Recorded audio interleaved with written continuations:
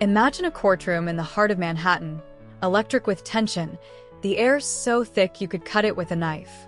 Sean "Diddy" Combs, the hip-hop titan who once owned the airwaves, sits at the defendant's table, his tailored suit a stark contrast to the grim stakes. His eyes, usually gleaming with charisma, are locked on the jury. This isn't just a trial, it's a seismic clash of narratives. Prosecutors brand him a predator, a man who weaponized his fame to build a criminal empire of sex trafficking and coercion. His defense? They call it a witch hunt, a vicious plot to tear down a black icon who dared to rise too high. The world is glued to this drama, and the question burns: will Diddy walk free, or will his empire collapse under the weight of his own actions? Buckle up. This story is a roller coaster of power, betrayal, and jaw-dropping revelations. Closing arguments ignite the courtroom. On June 27, 2025, the federal courtroom in New York City became a battlefield. After 7 grueling weeks of testimony, the Sean Combs trial roared to its climax with closing arguments that could make or break a legend. The prosecution, led by Assistant U.S. Attorney Christy Slavic, unleashed a 5-hour onslaught, painting Combs as a calculating mastermind. Power, violence, and fear, Slavic declared, her voice steady but searing. That's how Sean Combs ran his criminal enterprise. Their evidence was chilling. Graphic videos of so-called freak-offs, drug-fueled sex parties where Combs allegedly coerced women, including his ex-girlfriend Cassandra "Cassie" Ventura, into degrading acts.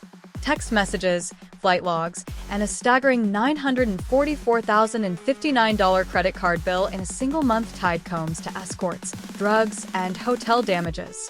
Prosecutor Maureen Comey delivered the final blow in her rebuttal, her words dripping with conviction. He thought his victims would stay silent, paralyzed by fear. But they found their courage. And the evidence? It's undeniable. Then, the defense took the stage, and Mark Agnifilo didn't just argue. He owned the room, pacing like a lion, his voice swinging from folksy charm to fiery defiance. Agnifilo spun a radically different tale.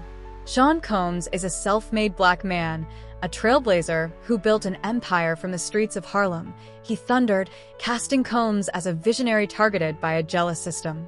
Those freak-offs. Nothing but a consensual swinger lifestyle, Agnifilo insisted, waving off the prosecution's claims as puritanical overreach. He zeroed in on the racketeering charge, calling it a gaping void of evidence. In a bold move, he spotlighted Cassie Ventura, describing her as a beautiful, strong woman who loved sex and was never truly afraid of Combs. "Cassie's keeping it gangsta," he quipped, pointing to her use of a burner phone as proof of her independence, not victimhood. His closing plea was a dare. It takes courage to acquit. Be courageous. But Judge Arun Subramanian wasn't having it, sharply warning jurors to ignore Agnifilo's claim that the feds targeted Combs unfairly. A legacy on the line.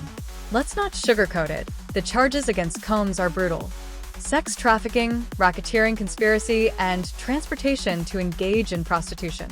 If convicted, he faces life behind bars, a fall from grace that would echo across the music industry. The prosecution's case hinges on proving coercion, even just once. A 2016 hotel surveillance video showing Combs viciously attacking Cassie Ventura has been their trump card, replayed in court to gasps from spectators.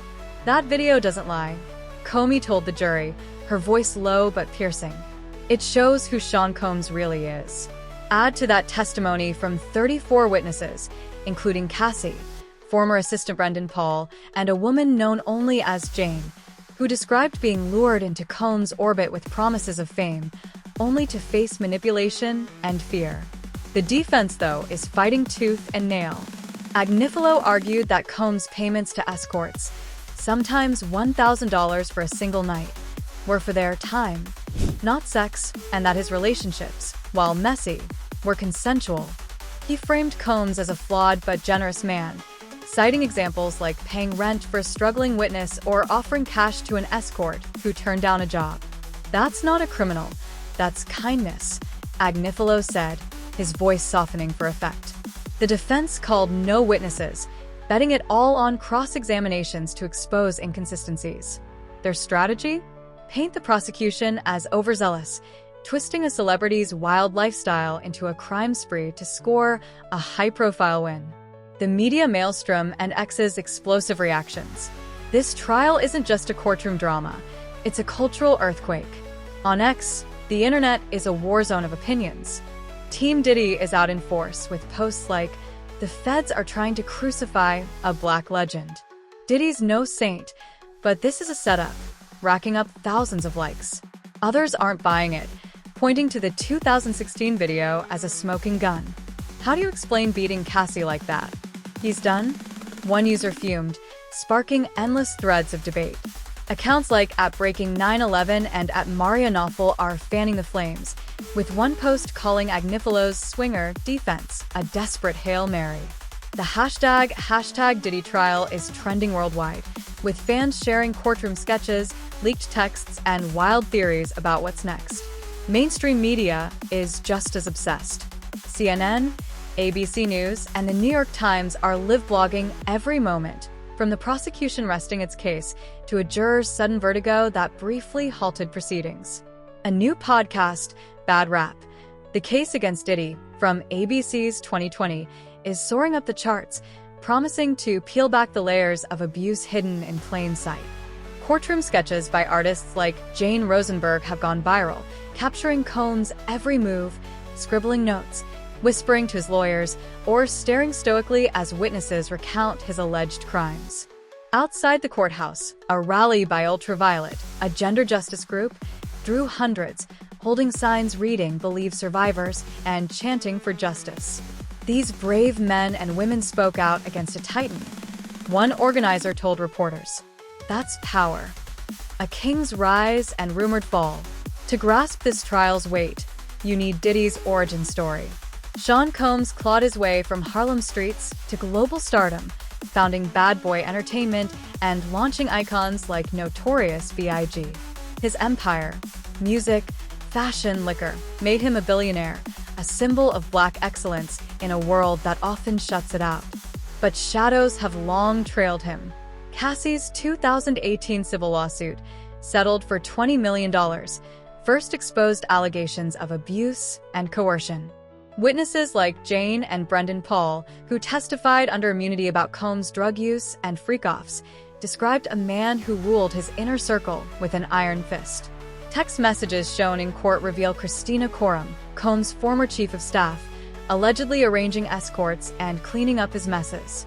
Yet Combs' family, 6 children and his mother, Janice, sat behind him daily, a quiet show of loyalty. Agnifalo leaned into this, portraying Combs as a loving boss whose employees stayed despite his flaws. They didn't love him every day, he admitted, but they loved what he built. The trial itself has been a circus.